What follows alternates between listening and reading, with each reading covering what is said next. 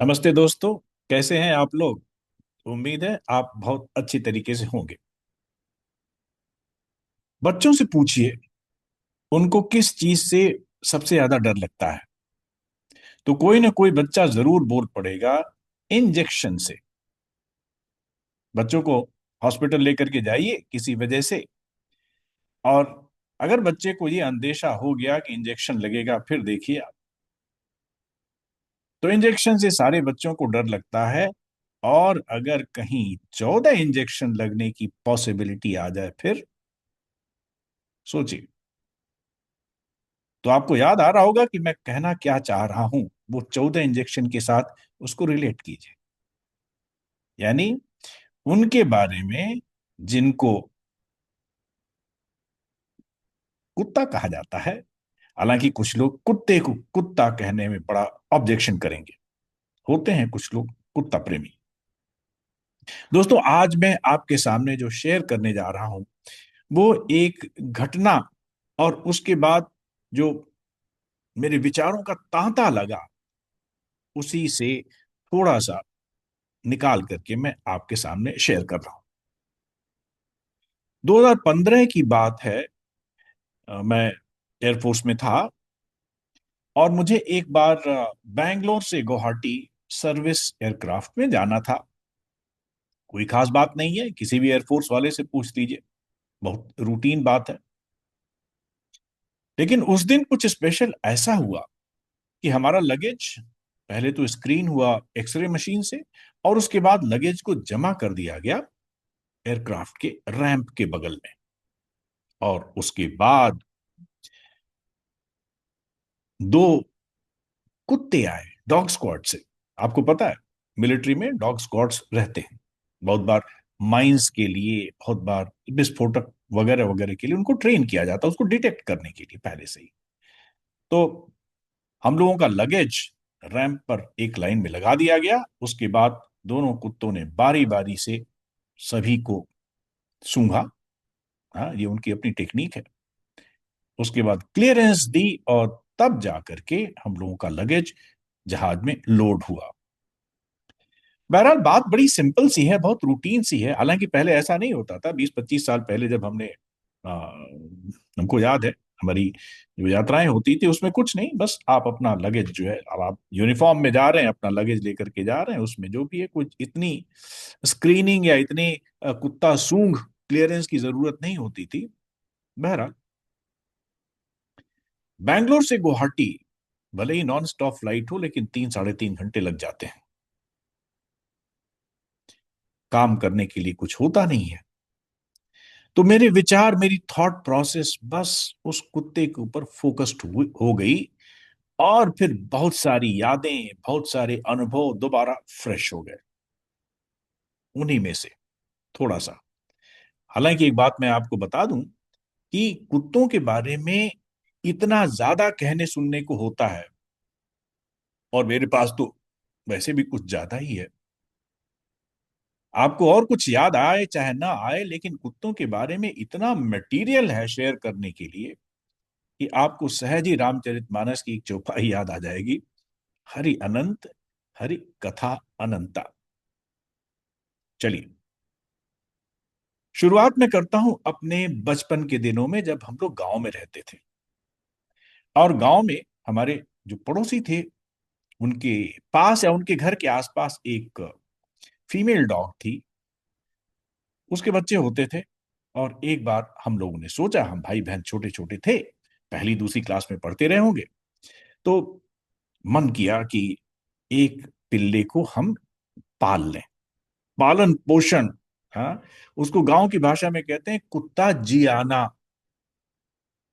आजकल की तरह से या शहराती बाबुओं की तरह से थोड़े होता है कि पिडिग्री डॉग्स और पता नहीं क्या क्या और सब, मतलब dogs they become the part of your family. और फैमिली के रिलेशन भी आप उस डॉग के साथ जोड़ने लगते हैं। तो कुत्ता कभी किसी का भाई हो जाता है, कभी किसी का फूफा हो जाता है। बहरहाल हमने उसमें से एक को पकड़ा, जो 3-4 बच्चे हुए थे उसके, उसमें से एक को पकड़ा। और सबसे पहले समस्या आई कि उसका नामकरण क्या हो। तो हमारे एक दोस्त ने, जो प्लेमेट था, उसने सजेस्ट किया कि इसका नाम मोहन होना चाहिए। बड़ा प्यारा सा नाम था। और हमने जाकर के अपनी माता जी को बताया कि कुत्ता हमने बस पसंद कर लिया है और नाम भी उसका रख लिया है मोहन। अम्मा हंसी और खूब हंसी, और कहने लगी, बच्चे, ये मोहन और रमेश और राम, ये तो नाम मनुष्यों के होते हैं, कुत्तों के नाम कुछ दूसरे होते हैं। और फिर कुत्ते का नाम टॉमी सजेस्ट किया गया, जैसे बड़ा कॉमन सा नाम होता है। अब टॉमी हम लोगों की जुबान पर चढ़ा नहीं, और मोहन माता जी ने डिसअप्रूव कर दिया था। तो अल्टीमेटली ये हुआ कि चलो कोई सिंपल सा नाम रख दिया जाए। और उस कुत्ते का नाम काला रंग की होने की वजह से, हाँ, उसका नाम कल्लू पड़ गया। कल्लू साहब हमारे साथ करीब 10-12 साल रहे। देसी नस्ल के कुत्ते थे, जिसको आजकल आप कह सकते हैं सड़क छाप या आवारा कुत्तों की नस्लों में से एक थे। लेकिन कुत्तों उस कल्लू के साथ एक अच्छी बात ये थी कि कल्लू को कभी घर के अंदर प्रवेश नहीं मिला। कल्लू कभी किसी के बेड पर चढ़ने को तो छोड़ दीजिए, वो दालान में जब दाखिल होते थे तो बड़े सावधानी पूर्वक देखते थे कि कहीं हमारी अम्मा तो नहीं कहीं आसपास हैं। और जैसे ही देखते थे, सिर झुका करके वापस चले जाते थे। तो दोस्तों, कुत्ते के साथ जो मेरा पर्सनल इक्वेशन था, जिसको हम उठा करके लेकर के आए थे, से लेकर के, हाँ, वो बाहर रहते थे। और कुत्ते का काम होता था, कल्लू का काम होता था हमें अलर्ट करना। अलर्ट किससे करते थे? कोई बाहर से अगर आ रहा है तो उससे अलर्ट करते थे भौंक करके। कोई कुत्ता बिल्ली सामने से गुजर रहा है, उससे अलर्ट करते थे। तो यानी उनका काम होता था खाना और भौंकना। और बाकी उनके लिए किसी कंफर्ट की, किसी इंजेक्शन की, किसी वेटनरी डॉक्टर की विजिट की कोई जरूरत नहीं थी। वो कल्लू साहब अपनी स्वाभाविक जिंदगी जिए और स्वाभाविक जिंदगी ही समाप्त कर गए अपनी। लेकिन जब मैं सर्विस में आया, उसके बाद से तो हमने जो जो चीजें कुत्तों के बारे में देखी, पहली बात तो ये पता चला कि कुत्तों की भी अलग अलग नस्लें होती हैं। इतनी ज्यादा, 15-20 तो मैं अभी गिना दूं। और हर नस्ल की अपनी खासियत होती है। कुछ को आप जेब में लेकर के घूम सकते हैं, पॉकेट डॉग्स। कुछ बड़े फेरोशियस होते हैं, बुलडॉग हो गया, जर्मन शेफर्ड हो गया, है ना। कुछ कुत्ते ऐसे भी होते हैं जो हाउंड्स यानी शिकार उसमें आपकी मदद करते हैं। कुछ बड़े ही पेट्स होते हैं, जैसे लेब्राडोर्स वगैरह वगैरह, दुनिया भर की चीजें। और शहर के लोग, यानी जो क्लासी लोग हैं, जो कुत्ता पालने के शौकीन हैं, वो कुत्तों की वंशावली रखते हैं।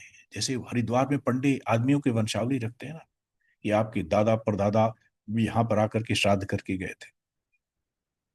तो उसी तरीके से कुत्तों की वंशावलियां होती हैं भैया, कि इस कुत्ते के दादा के नाना पता नहीं कहां कौन से राजा के पास रहे होंगे, गॉड नोस। गांव में कुत्ते और उसको सेलेक्ट करने का एक तरीका होता था। और अगर आप वो तरीका सुनेंगे तो शायद आपको लगेगा कि ये लो, इतना टॉर्चर। सुनाता हूं वो क्या तरीका था। तो कुत्ते का काम भौंकना होता था, और वो कितना भौंक सकता है, इसको टेस्ट किया जाता था। कैसे टेस्ट किया जाता था? कि कुत्ते का यानी पिल्ले का एक ही कान पकड़ करके उसको उठाया जाता था। जाहिर सी बात है, ये पेनफुल प्रोसेस है, कुत्ते को दर्द होता होगा। कुत्ता उसके रिस्पॉन्स में वो कुछ चीखता चिल्लाता था। तो उसकी चिल्लाहट के वॉल्यूम से पता चलता था कि यस, ये कुत्ता भौंक सकता है। दोस्तों, आज ये तरीका अगर मेनका गांधी जैसे लोग अगर सुन लें तो भैया, ऐसे लोगों के ऊपर तो मुकदमा हो जाए। एनिमल राइट्स वाले तो टॉर्चर अगेंस्ट एनिमल्स, इसका आपके ऊपर केस कर देंगे। लेकिन गांव में यही होता था, कुत्ते को कान से उठाइए और कुत्ते की दो ही कैटेगरी होती थी। अगर कुत्ता दर्द बर्दाश्त कर ले तो उसको चोर की कैटेगरी में रखा जाता था, और अगर कुत्ता जोर जोर से पिल्ला जोर जोर से चिल्लाने लगे तो उसको साहू की कैटेगरी में रखा जाता था। तो चोर और साहू की टेस्ट करने के बाद फिर कुत्ते को एंट्री मिलती थी कि आप इस फलाने घर के पालतू बन सकते हैं कि नहीं बन सकते। और कुत्ते को उसकी कैटेगरी को आइडेंटिफाई करने का दूसरा तरीका होता था उसके पंजों के नाखून गिनना। कुत्ते की दो कैटेगरीज यहां पर होती थी, जिसके 18 नाखून हो आगे पीछे दोनों के पंजों को गिनने के बाद, तो उसको 18 कहा जाता था। यानी 18 पंजों वाला, 18 नाखूनों वाला। और हालांकि हमने देखा तो नहीं, बहुत सारे कुत्तों को कान पकड़ करके टेस्ट किया और पंजे गिने, लेकिन हमको एक कैटेगरी का कुत्ता नहीं मिला। हो सकता है हो भी, बायोलॉजिकल फैक्ट है भाई। किसी किसी कुत्ते के चारों पैरों में 20 नाखून होते थे, तो उसको बिसहा कहा जाता था। अब पता नहीं ये बिसहा 20 से बना है या विष से बना है, लेकिन बिसहा कुत्ते को कहा जाता था कि ये कटहा कुत्ता होगा, यानी ये काटेगा, भौंकेगा कम और काटेगा ज्यादा। तो कुछ लोगों को, जिनको अपने दुश्मनों से बदला लेना होता था, उनको ये बिसहा कुत्ता ज्यादा अप्रोप्रिएट लगता था। मित्रों, सर्विस में आने के बाद मेरे साथ जो दो चार घटनाएं कुत्ते को केंद्र में रखते हुए हुई, मैं उसमें से शेयर करना चाहता हूं। एक बार हमें किसी रिश्ते में जाना हुआ, और इंसिडेंटली जो हमारे होस्ट थे उनके पास एक मॉडर्न पेडिग्री का एक डॉगी था। हमारे रिश्तेदार थे, लेकिन हमें नहीं पता था कि वहां जाते ही के साथ हम कुत्ते के भी रिश्तेदार हो जाएंगे। हमारे आने की सूचना उनको थी, और हमारे expected time of arrival, ETA, उसके वक्त ये नजारा था जो आप अभी स्क्रीन पर देख रहे हैं, कि हमारे होस्ट थे वो कुछ इस मुद्रा में अपने पेट को लेकर के, अपने टॉमी को लेकर के खड़े हुए थे, और ये था कि ये हमारा वेलकम हो रहा है। बहरहाल वेलकम तो हो रहा था, लेकिन एक रिश्ते से हो रहा था कि लेट्स वेलकम फूफा जी। अब शायद उन्होंने जिस तरीके से मेरे से व्यवहार किया, उससे उनके टॉमी को लग गया कि भाई ये तो कुछ अपने ही आदमी है। तो कुत्ते ने काफी आवभगत की, और कुछ इस तरीके से की कि वो हमारे ऊपर करीब करीब आ ही गए अपना प्यार दिखाने के लिए, और शायद कह रहे होंगे कि फूफा जी वेलकम। मुझे तो थोड़ी परेशानी हुई, लेकिन टॉमी को कोई परेशानी नहीं हुई। वो बिल्कुल ही मेरे मेरे से कंफर्टेबल हो गए, और कुछ इतने कंफर्टेबल हुए, हाँ, इतने मेरे नजदीक आ गए कि मुझे वो फिल्मी गाना जो है ना, मुझे छू रही हैं तेरी गर्म सांसें, एकदम याद आने लगा। और फिर मैं सोच रहा था कि अगर कुछ इस मुद्रा के लिए कुछ ऐसा गाना लिखा जाए तो कितना, हाँ, अजीब सा होगा कि मुझे छू रही हैं तेरी गर्म सांसें, और प्रेमी या प्रेमिका की बजाय कुत्ते की गर्म सांसें आपको छू रही हैं। बहरहाल इस वार्म वेलकम के बाद फिर शुरू हुआ, वो टॉमी ने अपने जितने सारे कौशल सीखे थे उसका डेमोन्स्ट्रेशन शुरू हो गया। अच्छा बात, हम क्या हैं, कितनी देर के बाद, कितने दिन के बाद मिले हैं, कब आएंगे, कितने दिन की छुट्टी है, वगैरह वगैरह तो छोड़ दीजिए। हमारी बातचीत का केंद्र वो टॉमी बन गया, कि इसको इतने टाइम पर लेकर के आए थे, और उसकी ये आदतें हैं, ये चीज खाता है, और ये चीज तो बिल्कुल ही नहीं खाता है, वगैरह वगैरह। मतलब काफी देर तक टॉमी के बारे में, उनकी दिनचर्या के बारे में, उनकी पसंद नापसंद के बारे में बातें होती रही। फिर सुबह सुबह हम पहुंचे थे, तो सुबह सुबह अखबार वाले अपना अखबार का रोल बना करके रबर बैंड में उछाल करके चले जाते हैं। हमें तो पता नहीं चला, एक टप से आवाज आई, लेकिन टॉमी को तुरंत पता चल गया कि अखबार है। उसके बाद उनको कमांड दिया गया कि Tommy, bring the newspaper for phupha जी। लो भैया, अब टॉमी जी लब के बाहर, और उन्होंने अखबार का रोल जो रबर बैंड में लपेटा हुआ था वो लेकर के आए और मेरे सामने खड़े होकर के पूंछ हिलाने लगे। मैंने कहा, दो भाई।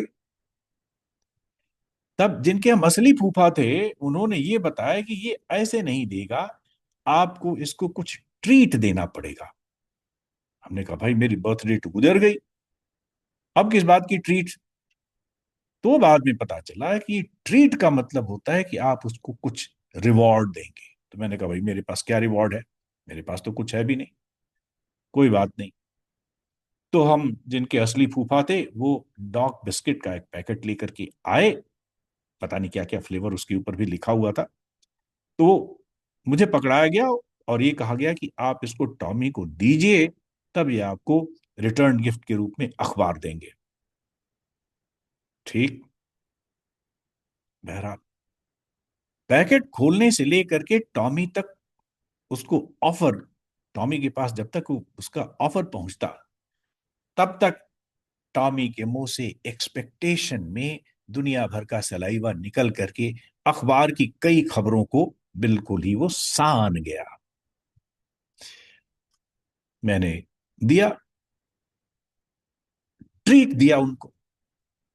ट्रीट तो इसके पहले हम किसी अकेजन पर ही अपने दोस्तों को देते थे, लेकिन यहां पर हमको अखबार लेने के लिए टॉमी को ट्रीट देना पड़ा। और जब उन्होंने, टॉमी जी ने अखबार मुझे हैंड ओवर किया, हैंड ओवर किया क्या, माउथ ओवर किया या क्या किया, गॉड नोस।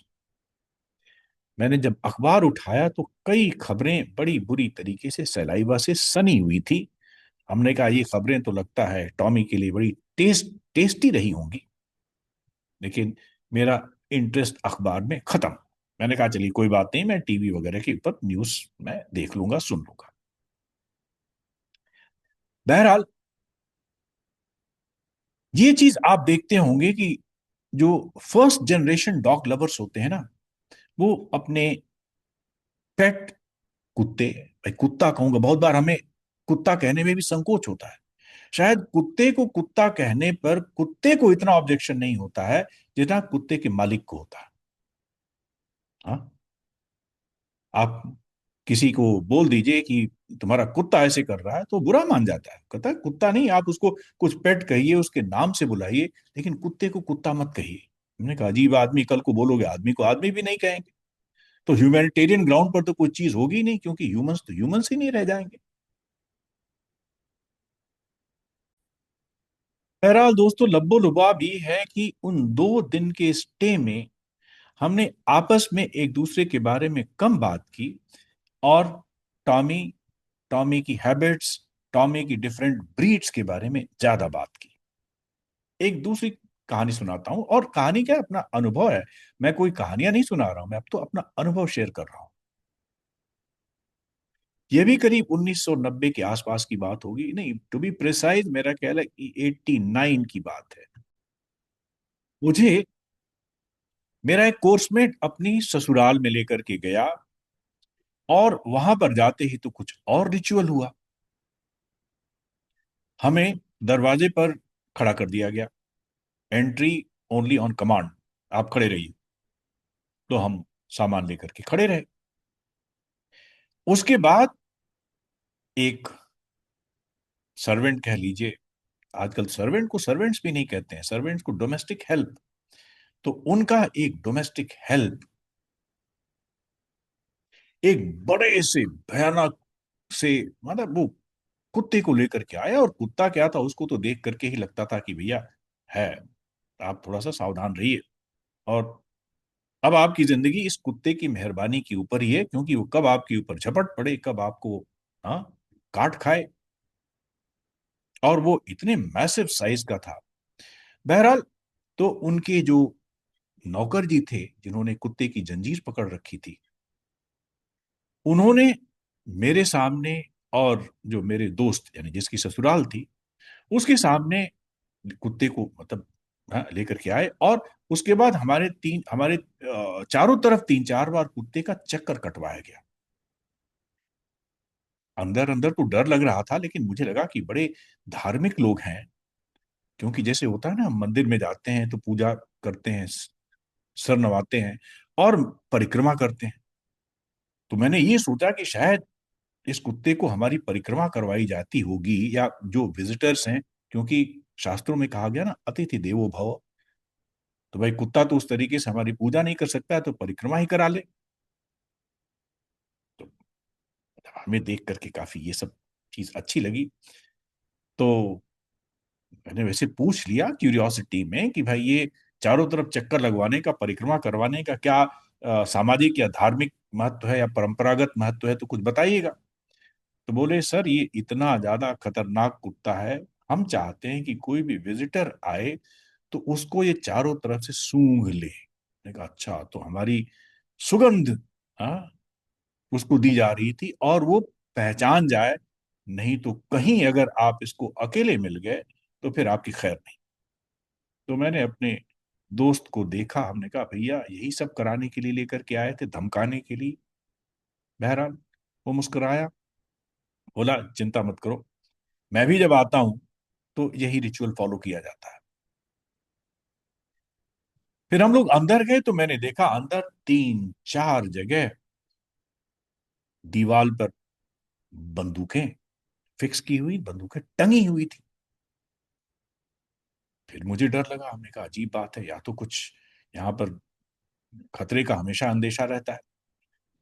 तब मुझे बताया गया कि हमारे दोस्त के ससुर जी जो है ना, वो एक डॉग ब्रीडर हैं, और इनके पास अलग अलग नस्लों के बड़े बड़े खतरनाक कुत्ते हैं, जो कभी कभी अगर घर में आ जाएं और किसी के ऊपर हमला कर दें, तो उससे बचाव के लिए ये बंदूकें, जैसे होता है ना कि तुरंत ही, है ना, उपलब्ध हो जाए, इसके लिए रखी गई है।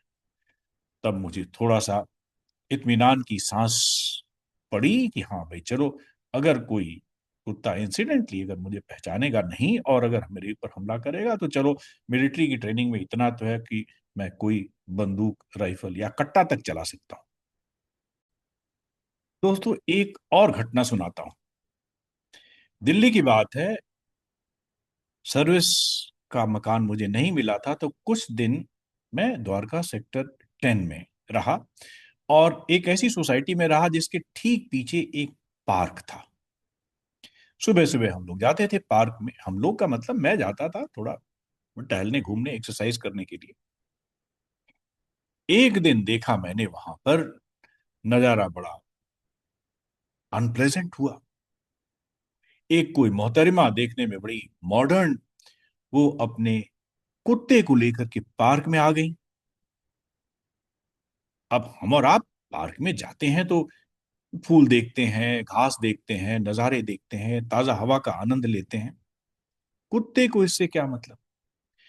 कुत्ते के लिए तो चाहे पार्क हो या घर से बाहर आना, अगर कोई किसी का पेट कुत्ता है, पालतू कुत्ता है, तो घर से बाहर आने का उसका सीधा सा एक ही मतलब होता है, और वो मतलब होता है कि उनकी जो निजी समस्या है उसका सार्वजनिक रूप से निस्तारण।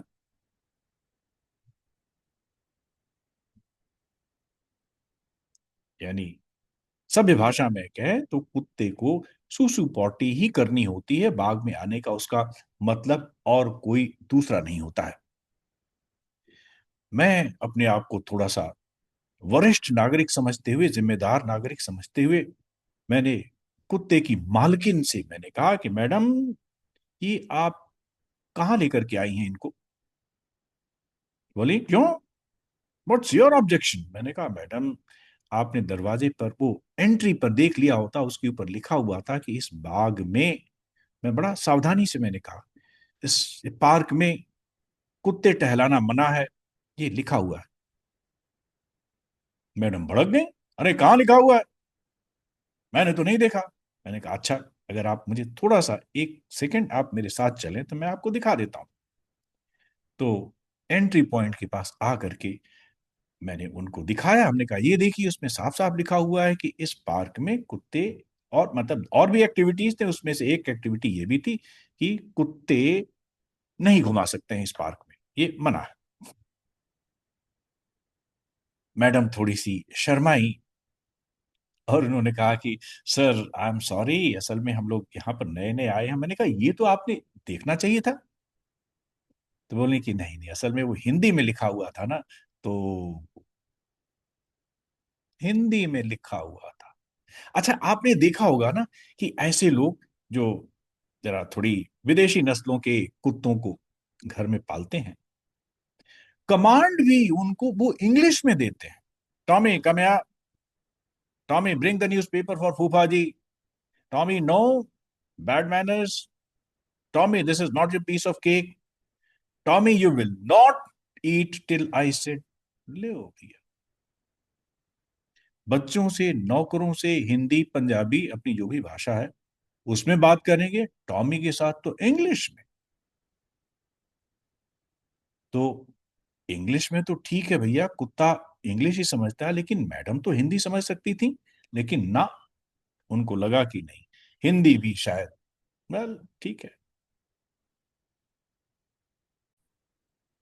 दोस्तों, कुत्ते हमारी जिंदगी में इतना घुल मिल गए हैं, और जिस तरीके से अ, विदेशी नस्ल के कुत्तों ने हमारे जीवन शैली को काफी कुछ प्रभावित किया है। अब आप ये सोचिए कि सुप्रीम कोर्ट को कुत्तों के बारे में निर्देश देने पड़ रहे हैं। सुना है, अब पता नहीं सही है या गलत है, इसके बारे में अगर कोई गलत बात हो तो मैं पहले से ही माफी मांगने के लिए तैयार हूं। सुना है दिल्ली के कुछ सरकारी स्कूलों के अध्यापक कुत्तों की गिनती कर रहे हैं।